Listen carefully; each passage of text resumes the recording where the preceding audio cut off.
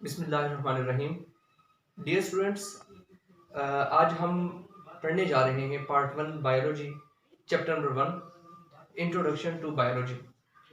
Chapter को start करने से पहले मैं आपसे एक दो बातें डिस्कस करना पसंद करूंगा। पहली बात यह कि आप अपने पास एटलीस्ट एक पेज और एक पेंसिल ज़रूर रखें। उसका फ़ायदा ये होगा कि ये जो लेक्चर हम यहाँ पे डिस्कस करने जा रहे हैं उसके खास पॉइंट्स जितने भी हैं, डेफिनेशन जो point of paper point of view से बहुत इंपॉर्टेंट हैं, उनको याद करने में आपको आसानी होगी और वो आपके पास एक आप ये समझ लें कि नोट्स की फॉर्म में भी आपके पास इंशाल्लाह वो आपके पास रह जाएगा। तो हम बिना ताखीर शुरू करते हैं। हम सबसे पहले डिस्कस करेंगे इंट्रोडक्शन टू बायोलॉजी। और इंट्रोडक्शन स्टार्ट करने से पहले जो बायोलॉजी का इंट्रोडक्शन स्टार्ट करने से पहले इसमें दो टर्म्स आपकी बायोलॉजी की बुक में लिखी हैं। एक वहाँ पे वर्ड लिखा हुआ है साइंस का। मेरी कोशिश होगी कि जो भी एक लफ्ज़ वहाँ पे लिखा हुआ है हम उस एक लफ्ज़ को एलेबोरेट करें डेफिनेशन की फॉर्म में, ताकि वो भी आपके पास रिकॉर्ड रह जाए और आप उसको आसानी से याद कर सकें, ताकि आपकी जो तैयारी हो सके वो कंसेप्चुअल बेस्ड प्रिपरेशन आपकी हो सके। सबसे पहले हमारे पास डेफिनेशन आती है, what is science? Study in which observations are made. इसमें कहता वो ये है कि सबसे पहले तो ये वो ऐसी एक स्टडी है जिसके अंदर आप ऑब्जर्वेशन आप करते हैं अपने 5 सेंसेस की बेस पे। और वो ऑब्जर्वेशंस जो होती हैं बेसिकली जो जब इंसान किसी भी चीज़ को ऑब्जर्व करता है, ऑब्जर्व करने के से ही गौर व फिक्र करने से ही उसके जहन में बेशुमार चीज़ें ख्यालात आते हैं। देन वो उसको फिर एक्सपेरिमेंट्स उन पे करता है और आस्ता आस्ता करते करते करते वो फाइनल स्टेज पे चले जाता है कि उसके अंदर से वो कंक्लूजन निकालता है। हम यहाँ पे बिल्तरतीब शुरू करते हैं। वो कहता है कि सबसे पहले ऑब्जर्वेशंस आर मेड, कि आप साइंस के अंदर पहला स्टेप जो करते हैं किसी भी चीज़ के बारे में वो ये होता है कि आप ऑब्जर्वेशंस को डिराइव करते हैं। और ये ऑब्जर्वेशन कहीं से आपको मिलती नहीं है, बल्कि आपके 5 सेंसेस जो हैं उनकी बेस पे आप इनको बनाते हैं, अपने जहन में आप तरतीब देते हैं। और ऑब्जर्वेशन के बारे में एक मजीद मैं आपको बात यहाँ पे बता दूं बड़ी दिलचस्प, कि एक जगह मैं पढ़ रहा था कि लिखा हुआ था कि इंसान जिस कदर जिस चीज़ पे गौर व फिक्र करता है, ऑब्जर्व करता है, वो उसके जहन में उस कदर नक्श होती जाती है। और ये जो नेचर है ये भी इंसान को एक चांस देती है। और जितनी भी ये जो डिस्कवरीज हुई हैं बायोलॉजी की फील्ड के अंदर, ये तमाम ऑब्जर्वेशन बेस्ड थी, मतलब ये चांस बेस्ड थी, कोई पहले से प्री प्लानिंग या कोई ऐसी बात नहीं थी। ऑब्जर्व किया, वो चांस एक मिला, उन साइंटिस्ट ने, बायोलॉजिस्ट ने उस चांस को कैश किया, अवेल किया और उन्होंने अब तारीख रकम कर दी। इस तरह हम आगे चलते हैं। एक्सपेरिमेंट्स आर परफॉर्म्ड, पहले वो लिखता है कि ऑब्जर्वेशन पहले बनाई जाती हैं, उन ऑब्जर्वेशन की बेस पे देन क्या किया जाता है, उन्हीं ऑब्जर्वेशन की बेस पे एक्सपेरिमेंट्स किए जाते हैं, तजुर्बे किए जाते हैं। देन क्या, by which conclusions are drawn, withdrawn. अब ऑब्जर्वेशन भी आ गई, एक्सपेरिमेंट भी कर लिया, अब इन दोनों की बेस पे हमने नताइज को अखज़ करना है। फिर क्या होगा, टू अंडरस्टैंड द नेचर, ताकि हम नेचर को समझ सकें। यहां तक हमारी एक डेफिनेशन हो जाती है कि व्हाट इज साइंस। अब इसी को, ये जो जितना भी हमने यहाँ पे टॉपिक डिस्कस करना है, हर एक चीज दूसरे चीज के साथ मिली जुली है। जैसे यहाँ पे इसका जो एंडिंग हो रही है वो हो रही है नेचर पे। अगला सवाल जो हमारा राइज होगा, व्हाट इज नेचर? नेचर से क्या मुराद है? नेचर किसी भी चीज के असलियत को कहते हैं, उसकी जो जेन्युइन उसके अंदर जो चीज होती है उसे हम नेचर कहते हैं, असल को हम कहते हैं। Anything which is not made by human, ऐसी चीज जो इंसान की मुदाखलत से ना बनी है, जिसकी फॉर्मेशन के अंदर इंसान का कोई भी किरदार ना हो, उसे कहते हैं नेचर। इसको दूसरे तरीके से अगर हम बयान करने की कोशिश करें, हम कहेंगे कि any event which is not caused by human, ऐसा कोई भी इवेंट जिसमें इंसान की मुदाखलत ना हो, उसे हम कहते हैं नेचर। तो यहां तक हमारी दो डेफिनेशन हो जाती हैं, what is science and how you can define the term nature. हमारा तीसरा सवाल जो आता है वो है, व्हाट इज बायोलॉजी? इंतहाई इंपॉर्टेंट क्वेश्चन है और ये बेशुमार बार पेपर में आ चुका हुआ है। जब भी पेपर में स्टूडेंट्स के सवाल आए तो आपने इसको 4 इसके पहलू हैं उनको मद्देनजर रखना है, हर एक पहलू को अपने बयान करने की कोशिश करनी है 1 बाय 1 करके, और आपका ये सवाल 2 नंबर का इंशाल्लाह से मुकम्मल हो जाएगा। सबसे पहले इसमें जो पॉइंट आता है वो है इसकी डेफिनेशन, कि ब्रांच ऑफ साइंस, साइंस की ऐसी branch which deal with the study of living things, जिसके अंदर आप लिविंग थिंग्स को डिस्कस करते हैं, आप उसे कहते हैं बायोलॉजी। इसका दूसरा पार्ट आता है इंपॉर्टेंस, कि what is the importance of biology, या what is the significance of the biology. It is a better way to understand the nature, आप इस नेचर को, जिसकी आपने अभी कुछ देर पहले डेफिनेशन हमने डिस्कस की थी, उसी नेचर को अंडरस्टैंड करने के लिए आप बायोलॉजी का सहारा लेते हैं। This is the significance, this is the importance of the biology. तीसरी बात इसमें आती है कि बायोलॉजी का वर्ड कहां से आया। तो बेसिकली ये दो ग्रीक वर्ड्स हैं, उनका मजमूआ है बायो एंड लोगस। बायो का मतलब होता है लाइफ और लोगस का मतलब होता है थॉट, रीजनिंग, या आप कह सकते हैं टू स्टडी। तो कंबाइन इसका मतलब क्या हो गया, स्टडी ऑफ लाइफ, और यही इसका लिटरली आप इसको बयान करेंगे, study of life is called biology.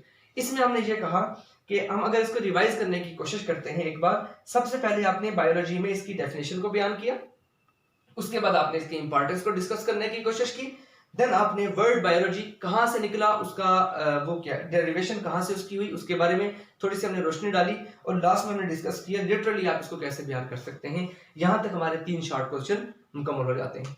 अगले पैराग्राफ की तरफ मूव करते हैं। अगला सवाल हमारे पास आता है कि बायोलॉजिस्ट कौन होते हैं। अब ये बायोलॉजिस्ट कहां से निकला, ये बायोलॉजिस्ट इसी डेफिनेशन से निकला, बायोलॉजी से, जैसा कि नेचर से हमने, जैसा कि हमने साइंस के अंदर नेचर को डिस्कस किया, नेचर की डेफिनेशन पढ़ी, देन हमने बायोलॉजी को डिस्कस किया। अब जो बायोलॉजी को जो डिस्कस करते हैं, जो स्टडी करते हैं, उसे कहते हैं biologist, person who study biology that deal with the non living और non living part of nature. अच्छा, अब यहाँ पे एक बड़ी दिलचस्प चीज है, वो ये कि यहां तक तो आपको समझ आ गई कि बायोलॉजिस्ट बायोलॉजी को स्टडी करते हैं, ऐसे लोग जो कि बायोलॉजी को स्टडी करते हैं उन्हें बायोलॉजिस्ट कहते हैं। अब बायोलॉजिस्ट 2 किस्म की कैटेगरीज को डील कर रहे होते हैं। फर्स्ट वन आपके पास आती है लिविंग, सेकंड वन आपके पास आती है नॉन लिविंग। अब ये जो नॉन लिविंग है, इसके अंदर वो कहता है, इस नॉन लिविंग के अंदर आपके पास 2 कैटेगरीज आती हैं। एक ऐसी कैटेगरी है कि जो कि ऐसे नॉन लिविंग थिंग्स जो कि आपकी लाइफ को, जो आपकी लाइफ को सपोर्ट करते हैं, उसे कहते हैं फायदेमंद किस्म के जो नॉन लिविंग्स होते हैं। जैसा कि मैं आपको मिसाल से आपको वाज़ेह करता हूं, आपने सुना होगा वाटर और ऑक्सीजन, ये 2 एग्जांपल्स मैंने आपके सामने कोट की हैं। Water non living object, oxygen non living, basically gas है, दोनों नॉन लिविंग ऑब्जेक्ट्स हैं। अब पानी ना हो और ऑक्सीजन ना हो तो जिंदगी की बका मुश्किल है, नामुमकिन है। लिहाजा ये वो कैटेगरी है कि इनके बगैर जिंदगी गुजारना मुश्किल हो जाता है। दूसरे नॉन लिविंग ऐसे होते हैं जिनकी मौजूदगी हमारी जिंदगी को खतरे में डालती है, जैसा कि स्मोक। अगर ये भी नॉन लिविंग है, अगर ये मौजूद होगा तो इससे हमारी जिंदगी मुतासर होना शुरू हो जाएगी। तो बेसिकली हमने यहाँ पे 2 कैटेगरी बयान करने की कोशिश की है। एक कैटेगरी ये है कि ऐसे नॉन लिविंग थिंग्स जो कि फायदेमंद होते हैं हमारी जिंदगी के लिए, दूसरे होते हैं स्मोक, जो कि नॉन लिविंग थिंग्स, ऐसे जो कि नुकसान, जो कि हमारे लिए खतरे का बायस होते हैं। अच्छा, आगे चलते हैं। ये तो जो मैंने डिस्क्रिप्शन बयान की, ये बेसिकली सारी की सारी डिस्क्रिप्शन थी इस चीज की, which effect living part in any way, किसी भी तरीके से, चाहे वो अच्छा पॉजिटिव वे है, चाहे वो नेगेटिव वे है, किसी भी तरीके से वो लाइफ को इफेक्ट करते हैं। इसके बाद आगे चलते हैं कि जो बायोलॉजिस्ट होते हैं वो 4 तरीकों से living part of the world को स्टडी करते हैं। नंबर 1, सबसे पहले वो चीज को अंडरस्टैंड करने की कोशिश करते हैं। जब उनकी अंडरस्टैंडिंग डेवलप हो जाती है, उसके बाद वो उस चीज को एक्सप्लेन करते हैं, वजाहत पेश करते हैं। और जब आप किसी चीज की वजाहत पेश कर रहे होते हैं तो आपको उसके लिए नॉलेज चाहिए है, ठीक है। अब आप मुख्तलिफ किस्म के नॉलेज को जो आपके जहन में होगा, किसी से आप डिस्कस करेंगे या कहीं से भी आप लेंगे, आप उसको इंटीग्रेट करते हैं, आप उसको इकट्ठा करते हैं। और इकट्ठा, इस इंटीग्रेट का मतलब है इकट्ठा करना, और इकट्ठा करने के बाद देन फाइनली आप क्या करते हैं, उसको डिस्क्राइब करते हैं। डिस्क्राइब आप उसको बुक की फॉर्म में कर सकते हैं, मैनुअल की फॉर्म में कर सकते हैं, किसी मैगजीन की फॉर्म में कर सकते हैं, जो भी आपके पास सोर्स है, आप उसको अपनी इंफॉर्मेशन को जो आपने इंटीग्रेट की थी, आप उसको डिस्क्राइब करेंगे। यहां तक आपके पास हो गया बायोलॉजिस्ट की डेफिनेशन भी। हम यहां तक अब रिवाइज करने की कोशिश करते हैं। 3 सवाल हमने अभी तक डिस्कस किए। Number 1, what is science. Number 2, what is nature. Number 3, what is biology. और चौथी डेफिनेशन जो अभी हमने पढ़ी, व्हाट इज बायोलॉजिस्ट। ये बायोलॉजिस्ट कौन होते हैं, हु इज बायोलॉजिस्ट। तो आप इसके बाद आगे हम मूव करते हैं। अगला जो हमारा पैराग्राफ है आपकी बुक में मेंशन है, पैराग्राफ नंबर 3, उस पे उसने जिक्र किया है एस्पेक्ट्स ऑफ बायोलॉजी का। तो सबसे पहले आपको पता होना चाहिए कि एस्पेक्ट का मतलब क्या होता है। स्टूडेंट्स, एस्पेक्ट का मतलब होता है पहलू, कि बायोलॉजी के कौन कौन से पहलू हैं, बायोलॉजी का स्कोप क्या है। बेसिकली हम यहाँ पे स्कोप को डिस्कस करने जा रहे हैं। तो वो कहता है कि certain aspects of life that lie beyond the scope of biology, कुछ ऐसे पहलू भी हैं बायोलॉजी के अंदर जो कि बायोलॉजी की रैंक से बाहर है, जिनका जवाब कोई भी बायोलॉजिस्ट नहीं दे सकता। ऐसे एक दो सवाल का हम जिक्र करेंगे यहाँ पे। नंबर 1, व्हाट इज, कोई आपसे अगर पूछे, किसी बायोलॉजी से अगर क्वेश्चन पूछा जाए, what is the meaning of life, you don't have any type of answer in your mind to describe this question. Question number 2 है, why should there be life, जिंदगी की जरूरत क्यों है, अहमियत क्या है इसकी, इसका भी आंसर किसी बायोलॉजिस्ट के पास नहीं है। तो यहाँ पे जब ऐसे क्वेश्चन बायोलॉजिस्ट से पूछे जाएंगे तो बायोलॉजिस्ट बिल्कुल खामोश हो जाएगा, उसके पास ऐसे कोई भी आंसर नहीं है। अब सवाल ये पैदा होता है कि ऐसी चीजों के फिर जवाबात कौन देगा। तो ऐसे क्वेश्चंस के आंसर्स करने के लिए हमारे पास मौजूद होते हैं फिलोसोफर्स, वो इसकी वजाहत पेश करेंगे। या थियोलॉजियंस उन्हें कहते हैं, थियो का मतलब होता है God, study of word of the God, इसे कहते हैं थियोलॉजियंस, जो कि मजहब के बारे में कुछ इल्म रखते हूं। तो ऐसे ये दो कैटेगरीज हैं लोगों की जो कि आंसर करेंगे इन दो सवालात का। अच्छा, आगे हम चलते हैं। फिर ये जो बायोलॉजिस्ट है यहाँ पे तो वो फेल हो गए, इन दो क्वेश्चन का उन्होंने आंसर नहीं दिया। अब सवाल हमारे जहन में ये पैदा हुआ कि बायोलॉजिस्ट किस चीज का जवाब दे सकते हैं बायोलॉजी के अंदर। तो उसका आंसर है कि हाउ लाइफ वर्क्स, जिंदगी काम कैसे करती है, इसका जवाब दे सकेंगे बायोलॉजिस्ट। हम बिना ताखीर आगे चलते हैं। उम्मीद है कि आपको सारी बातें समझ आ रही होंगी। लाइफ फॉर द बायोलॉजिस्ट, एक बायोलॉजिस्ट के लिए जिंदगी क्या है। अगर कोई से पूछे जिंदगी की तारीफ बयान करें तो वो किस तरीके से उसको बयान करने की कोशिश करेगा। तो बायोलॉजिस्ट ऐसे कहेगा कि बेसिकली लाइफ क्या है, सेट ऑफ कैरेक्टरिस्टिक्स, पूरा एक मजमुआ है खसूसियात का, दैट डिस्टिंग्विश, जो कि फर्क करता है, डिफरेंशिएट करता है living organisms from non living objects. मैं आपको इसकी मिसाल देता हूं, आप और मैं लिविंग थिंग्स हैं, ठीक हो गया। मेरे हाथ में ये जो मार्कर्स हैं ये सारे नॉन लिविंग हैं। ये जो व्हाइट बोर्ड आपको नजर आ रहा है ये भी क्या है, नॉन लिविंग ऑब्जेक्ट है। अब आपके और इन मार्कर्स के दरमियान कुछ ना कुछ ऐसी खुसूसियात हैं जो कि इस मार्कर में हैं, आप में नहीं है, या आप में हैं, इस मार्कर में नहीं है। इसी तरीके से मेरे अंदर कुछ ऐसी कैरेक्टरिस्टिक्स हैं जो कि सिर्फ मेरे अंदर हैं, इस मार्कर के अंदर नहीं है, इस व्हाइट बोर्ड के अंदर मौजूद नहीं है। इसका मतलब ये हुआ कि जो लिविंग ऑर्गेनिजम्स हैं उनको हमने डिस्टिंग्विश कर दिया कुछ सेट ऑफ कैरेक्टरिस्टिक्स की बुनियाद पे, उनको हमने दो कैटेगरी में डिवाइड कर दिया। ऐसे पूरी के पूरी कैरेक्टरिस्टिक्स का एक सेट जो होता है वो उसे कहते हैं लाइफ। अब इस चीज को हम मजीद आगे बयान करने की कोशिश करते हैं, मैं उस तरफ जाना चाहूंगा। वो लिखता है आगे के कैरेक्टरिस्टिक्स ऑफ लाइफ, इसके बाद हम आगे जाते हैं characteristics of life. Living organisms are, ये एक बहुत ही इंपॉर्टेंट क्वेश्चन है और पेपर में 5-6 बार ये पूछा जा चुका है, 2 नंबर का शॉर्ट क्वेश्चन आता है। अच्छा, सवाल ये है कि कैरेक्टरिस्टिक्स ऑफ लाइफ क्या क्या है। बेसिकली आपकी बुक के अंदर 10 ऐसी कैरेक्टरिस्टिक्स हैं जो कि जिंदगी के वजूद की निशानदेही करती हैं। अगर इनमें से एक भी मिस हो जाए तो जिंदगी का वजूद नामुमकिन है। नंबर 1 हम उसको 1 बाय 1 करके डिस्कस करेंगे और हर एक को बयान करने की भी कोशिश करेंगे ताकि वो आपके कंसेप्ट में आपका कंसेप्ट डेवलप हो जाए। पहली चीज है कि लिविंग, ये जो सेंटेंस यहाँ पे मेंशन है कि लिविंग ऑर्गेनिजम्स आर, ये आपने हर एक के अंदर मेंशन करने की कोशिश करनी है। पहली चीज वो कहता है कि living organisms are highly organised. ये जो लिविंग ऑर्गेनिजम्स होते हैं ये बड़े ही ऑर्गेनाइज्ड स्ट्रक्चर होती है। वो कहते हैं कि तरतीब कायनात का पहला उसूल है। इसी तरीके से इंसान अशरफुल मखलूकात है, अल्लाह ताला ने इसको तख्लीक किया और इसको जब तख्लीक किया जा रहा था तो अल्लाह ताला कुरान में भी कहता है कि लक़द खलक़नल इंसान फी अहसन तक़वीम, कि मैंने इंसान को बड़े प्यारे सांचे में तख्लीक किया। अब ये देखें कि यहाँ बायोलॉजी भी कहती है कि जो लिविंग ऑर्गेनिजम्स हैं उनको हाईली ऑर्गेनाइज्ड वे में तख्लीक किया गया। मैं आपको एक मिसाल देता हूँ, ये आपके सामने व्हाइट बोर्ड है, ये इसके ऊपर हुक लगी हुई है और यहाँ पे इसकी दूसरी हुक भी लगी हुई है। अगर इसकी हुक यहाँ से उठा के ये वाली हुक यहाँ पे लगा दी जाए और ये वाली हुक यहाँ पे लगा दी जाए तो ये जो व्हाइट बोर्ड है इसका फंक्शन उसी तरीके से रहेगा। आप इसको हैंग कर सकते हैं, हुक का काम क्या है, इसको हैंग करवाना, ये आसानी से वहां पे हैंग हो जाएगा। कि मैटर नहीं करता कि हुक यहाँ पे थी यहाँ पे आ गई, लेकिन हम इसको अपनी तरफ लेकर आने की कोशिश करते हैं। ये हमारा कान है, अगर अल्लाह ना करे इस कान की लोकेशन यहाँ की बजाय यहाँ पे लग जाए, नाक यहाँ की बजाय यहाँ पे आ जाए, आंखें यहाँ की बजाय कहीं और लग जाए, तो हमारा पूरा जो हमारा पैटर्न है फॉर्मेशन का वो सारा का सारा डिस्टर्ब हो जाएगा। तो किताब वाला हमें ये समझाने की कोशिश कर रहा है कि जो लिविंग ऑर्गेनिजम्स है वो बड़े हाईली ऑर्गेनाइज्ड वे में होते हैं। दूसरी बात, कॉम्प्लेक्स एंटिटीज, ये जो लिविंग ऑर्गेनिजम्स हैं ये बड़े ही पेचीदा किस्म की चीजों से मिलकर बने होते हैं। मैं आपको मिसाल देता हूं कि आपने एक देखा होगा बैक्टीरिया, ठीक है। हम यहाँ पे बैक्टीरिया की एग्जांपल लेते हैं कि जो बैक्टीरिया है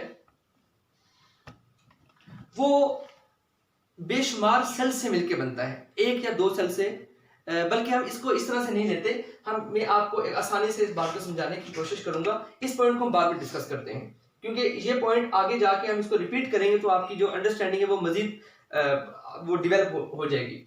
इस पॉइंट को हम स्किप कर देते हैं। कॉम्प्लेक्स एंटिटीज को हम आगे मूव करते हैं। पहले कंपोज अप ऑफ वन और मोर सेल्स, कि कुछ चीजें ऐसी होती हैं जो कि एक सेल से मिलकर बनती हैं, और कुछ ऐसी होती हैं जो कि कुछ ऐसे लिविंग ऑर्गेनिजम्स होते हैं कि जो मोर देन वन सेल से मिलकर बनते हैं। यहाँ पे हमारी दो डेफिनेशन भी रिवाइज हो जाएंगी। एक ये कि जो ऐसे ऑर्गेनिज्म जो कि एक सेल से मिलकर बनते हैं उन्हें कहते हैं यूनिसेलुलर, और दूसरी जो एक सेल से ज्यादा से मिलकर बनते हैं उन्हें कहते हैं मल्टी सेलुलर। यहाँ पे ये भी रिवाइज हो गया। उसके बाद अगला पॉइंट वो कहता है कि contain genetic program of their characteristics. ये जो लिविंग ऑर्गेनिजम्स होते हैं इनके अंदर हमने अभी डिस्कस किया कि लिविंग ऑर्गेनिजम्स जो होते हैं उनकी मुख्तलिफ कैरेक्टरिस्टिक्स होती हैं, जिसकी बुनियाद पे लिविंग ऑर्गेनिज्म को हम डिस्टिंग्विश करते हैं नॉन लिविंग ऑब्जेक्ट से। अच्छा, हर एक खसूसियत को कंट्रोल करने वाला आपकी बॉडी में एक जीन होता है। जैसा कि मेरे बालों का कलर, जैसा कि मेरी आई का कलर, जैसा कि मेरी स्किन का कलर, हर एक कलर को, हर एक ग्रोथ को कंट्रोल करने के लिए हमारी बॉडी के अंदर एक जीन लगा हुआ है, और वो उस एबिलिटी को, उस कैरेक्टर को कंट्रोल कर रहा होता है। वो बात यहाँ पे भी लिखी हुई है कि living organisms contain genetic program, उनके अंदर जेनेटिक पूरा प्रोग्राम होता है ऑफ देयर कैरेक्टरिस्टिक्स, मुख्तलिफ कैरेक्टरिस्टिक्स जो उनकी कंट्रोल करते हैं। Next point, acquire and use energy. जो लिविंग ऑर्गेनिजम्स होते हैं वो एनर्जी को हासिल भी करते हैं और उसे फिर यूज भी करते हैं। अब सवाल ये पैदा होता है कि एनर्जी कहाँ से आती है? तो बच्चों, एनर्जी आती है फूड से। फूड उस चीज को कहते हैं, हर एक ऐसी चीज जिसके अंदर दो बॉन्ड होंगे, कार्बन का और हाइड्रोजन का, और जब कार्बन और हाइड्रोजन के दरमियान में जो बॉन्ड बना हुआ है इसके ब्रेकेज होता है, इसके टूटने की वजह से वहां से एनर्जी रिलीज होती है। ये वाली एनर्जी हमारे बॉडी के सेल्स अब्सॉर्ब करते हैं और फिर वहां से अपने फंक्शन को, मेटाबॉलिज्म शुरू हो जाता है। तो कहता है कि कैरी एक्वायर, वो हासिल करते हैं, एंड यूज, और इस्तेमाल करते हैं एनर्जी को, और वो एनर्जी कहां से आती है? वो फूड से आती है। हम आगे चलेंगे। कहता है कि grow, carry out and control chemical reactions, कि हमारी बॉडी के अंदर केमिकल रिएक्शंस हो भी रहे होते हैं, एक बात तो ये होगी, दूसरा कंट्रोल भी हो रहे होते हैं। मैं इसकी एक एग्जांपल आपको देता हूं। हमारी बॉडी के अंदर आपने देखा होगा कि हमारी बॉडी के अंदर शुगर होता है या ग्लूकोज का लेवल होता है। अगर हमारी बॉडी के अंदर ग्लूकोज ज्यादा, हद से भी ज्यादा टूटना शुरू हो जाए तो हमारी बॉडी के अंदर से शुगर के मॉलिक्यूल उससे ज्यादा निकलेंगे। ग्लूकोज से, ग्लूकोज टूटा, उसके अंदर से शुगर के मॉलिक्यूल निकले, अल्टीमेट क्या होगा? हमारी बॉडी का ब्लड ग्लूकोज लेवल बहुत ज्यादा हाई हो जाएगा, और बाज़ वक़्त शुगर जब लेवल ज्यादा होता है तो बंदा बेहोश होकर गिर भी जाता है। ये एक था प्रोसेस, मैंने आपको बताया कि ये हमारी बॉडी के अंदर एक प्रोसेस। इसी तरीके से बेशुमार रेस्पिरेशन हो रही होती है, डाइजेशन हो रही होती है, सर्कुलेशन हो रही होती है, बेशुमार किस्म के हमारी बॉडी के अंदर प्रोसेसेस हो रहे होते हैं। अच्छा, नेक्स्ट वो कहता है कि लिविंग ऑर्गेनिजम्स के बारे में कि वो ग्रो इन साइज, अपने साइज में ग्रो करते हैं। अच्छा, ये जो पॉइंट ऊपर हमने डिस्कस किया, carry out and control chemical reaction, इसको कहते हैं मेटाबॉलिज्म। इस पॉइंट को क्या कहते हैं? मेटाबॉलिज्म। अगला आता है हमारे पास ग्रो इन साइज, कि लिविंग ऑर्गेनिज्म अपने साइज को ग्रो करते हैं, और इस पॉइंट को हम कहते हैं ग्रोथ। अगला पॉइंट है मेंटेन इंटरनल एनवायरनमेंट। हमारी बॉडी का जो इंटरनल एनवायरनमेंट है, हम बर्फ वाले इलाके में चले जाएं, हम कराची या बखर वाले इलाके में चले जाएं जहां पे बेइंतहा गर्मी पड़ रही होती है, ऐसे इलाके में भी हमारी बॉडी का इंटरनल टेम्परेचर अपनी खास, मतलब ऑप्टिमम लेवल पे मेंटेन रहता है। इसको कहते हैं बायोलॉजी की जुबान में होम्योस्टेसिस। तो हम होम्योस्टेसिस की टर्म भी यहाँ पे लिख सकते हैं। नेक्स्ट आता है प्रोड्यूस ऑफस्प्रिंग। लिविंग ऑर्गेनिज्म जो होते हैं वो बच्चे पैदा करते हैं, और जो बच्चे होते हैं वो अपने पेरेंट्स से मुशाबियत रखते हैं। इस चीज को कहते हैं रिप्रोडक्शन, आर्ट से रिप्रोडक्शन। लास्ट जो पॉइंट है 10th नंबर, वो है कि respond to change in environment, के जो लाइफ होती है, मतलब लिविंग ऑर्गेनिज्म जो होते हैं उनके अंदर ये खास बात होती है कि वो अपने माहौल के हिसाब से रिस्पॉन्ड करते हैं। सर्दी होगी तो क्या होगा? हमारी स्किन के जो बाल होते हैं, हेयर, वो खड़े होना शुरू हो जाते हैं। गर्मी होती है, हमें स्वेटिंग आती है। अब ये सारा क्या है? ये रिस्पॉन्ड है, इन्वायरमेंट को हम रिस्पॉन्ड कर रहे हैं, और बायोलॉजी की जुबान में से बिहेवियर कहते हैं। तो ये this is the definition of behaviour. तो ये सारी बातें हो जाती हैं कंप्लीट। यहाँ पे एक पॉइंट हमने स्किप किया था, वो था कि कॉम्प्लेक्स एंटिटीज, कि लिविंग ऑर्गेनिज्म की जो बॉडी होती है वो बेशुमार मतलब सेल से मिलकर बनी होती है, वो सिंगल सेल से भी मिलकर बन सकती है और बेशुमार सेल से मिलकर भी बन सकती है, जबकि नॉन लिविंग थिंग्स में ऐसा नहीं होता। उनमें कॉम्प्लेक्स किस्म का कोई भी स्ट्रक्चर मौजूद नहीं होता, बल्कि सिंपल किस्म का उनमें स्ट्रक्चर मौजूद होता है। अच्छा, आगे हम चलते हैं। अब इन 10 बातों की बेस पे हम कहेंगे, हम डिक्लेयर करेंगे, हम एक ऐलान करने जा रहे हैं। वो ऐलान क्या है? आपकी बुक में पैराग्राफ नंबर 4 में मेंशन है। वो ऐलान ये है कि ये 10 चीजें जिस भी लिविंग ऑर्गेनिजम्स के अंदर हो, मतलब जिस भी जानदार के अंदर ये 10 चीजें होंगी, हम उसे कहेंगे कि उसमें लाइफ एग्जिस्ट कर रही है। एक भी चीज यहां से स्किप होगी तो लाइफ वहां पे एग्जिस्ट नहीं करेगी। हम आगे चलते हैं। आज के लेक्चर का आखिरी पॉइंट वो ये है कि why we classify the biology. बच्चों, आपने अक्सर देखा होगा कि जब आपके पास बेशुमार चीजें हों, आपने उनको क्लासिफाई करना हो, मतलब आपके पास, आप एक लाइब्रेरी में जाते हैं, मैं आपसे कहता हूं कि आप बायोलॉजी की बुक उठा के ले आएं, और आपके पास एक बड़ी सी लाइब्रेरी है जिसके अंदर आपने फिजिक्स की अलग बुक्स रखी हैं, बायोलॉजी की अलग है, मैथमेटिक्स, इंग्लिश, उर्दू के आपने अलग स्टॉक लगाया हुआ है। मैं आपसे कहता हूं कि 9th क्लास की बायोलॉजी की बुक उठा के लेकर आए, तो आपके लिए बहुत आसान होगा। आप जाएंगे, कपबोर्ड ओपन करेंगे और वहां से आप बायोलॉजी की बुक निकाल के आसानी से ले आएंगे। मतलब जब आपके पास नॉलेज बहुत ज्यादा हो, आपके पास पढ़ने के लिए, सीखने के लिए चीजें बहुत ज्यादा हों, तो आप उनको कैटेगरी में रखते हैं, क्लासिफाई करते हैं, ताकि आप वहां से क्या कर सकें? फॉर कंप्रीहेंडिंग, आप चीजों को समझ सकें, and for studying the biology, और आप बायोलॉजी को स्टडी कर सकें। वो कहता है कि वाइड बेस्ड स्टडी, जो बायोलॉजी है वो एक्चुअली बहुत ही बड़ी, मतलब वाइड बेस्ड स्टडी है। Next, include every aspect of living thing, इसमें लिविंग थिंग का हर एक पहलू है जिसको हम स्टडी करना चाहें तो स्टडी कर सकते हैं। Volume of information are available here, यहाँ पे बेशुमार वॉल्यूम इंफॉर्मेशन का पढ़ा हुआ है। सॉरी, आखिर वो कहता है कि नेचुरल, बुक में एक वर्ड लिखा हुआ है कि नेचुरल, कि ये एक कानून है, कानून एक कुदरत है कि जब आपके पास चीजें बेशुमार जमी होती हैं, आप उनको क्लासिफिकेशन करना उनकी शुरू कर देते हैं, फॉर कंप्रीहेंडिंग, समझने के लिए, and for studying biology, biology को डिस्कस करने के लिए। तो स्टूडेंट्स, हम इसको एक बार सिर्फ क्वेश्चन रिवाइज करेंगे कि हमने आज के इस लेक्चर में क्या क्या पढ़ा। Number 1, what is science, science क्या होती है। व्हाट इज नेचर, नेचर को आप कैसे बयान कर सकते हैं। पेपर में सवाल ये आ सकता है, नेचर का आया तो नहीं है लेकिन फिर भी आ सकता है, लेकिन आपको खुद अपनी अंडरस्टैंडिंग डेवलप करने के लिए इसे समझना होगा। पहला इंपॉर्टेंट क्वेश्चन था हमारा, व्हाट इज बायोलॉजी। इसमें एक डेफिनेशन का, इंपॉर्टेंस का, वर्ड बायोलॉजी का और लिटरली इसका मतलब क्या है हमने बयान कर दिया। बायोलॉजिस्ट किसे कहते हैं हमने बयान किया, और वो किस चीज पे जोर देते हैं। स्ट्राइव का मतलब है जोर देना, डिस्कस करना किसी भी चीज को। उसके बाद हमने पढ़ा कि एस्पेक्ट्स ऑफ बायोलॉजी में क्या क्या चीजें आती हैं। फिर हमने पढ़ा कि अब बायोलॉजिस्ट लाइफ को कैसे, इसकी तारीफ को बयान करेगा। उसके बाद हम आगे गए, हमने कहा कि कैरेक्टरिस्टिक्स ऑफ लाइफ क्या है। 10 बातें हमने 1 बाय 1 डिस्कस करने की कोशिश की। उम्मीद है कि आपको ये सारी बातें क्लियर भी हो चुकी होंगी। उसके बाद हमने एक ऐलान किया कि हमने डिक्लेयर किया कि जिस भी लिविंग ऑर्गेनिज्म के अंदर ये 10 बातें होंगी, वो उसके अंदर लाइफ एग्जिस्ट कर रही होगी। अगर नहीं है एक पीस में से, तो लाइफ एग्जिस्ट नहीं करेगी। लास्ट बात हमने डिस्कस ये की कि बायोलॉजी की क्लासिफिकेशन की जरूरत क्यों पेश आई। तो स्टूडेंट्स, ये सारी बातें हमने आज डिस्कस की। तो उम्मीद है कि आपको हर एक बात अच्छी तरह से समझ आई होगी। आज के लिए इतना ही, इजाजत चाहता हूँ। अस्सलाम वालेकुम। Thank you mister Ali Fakhruddin.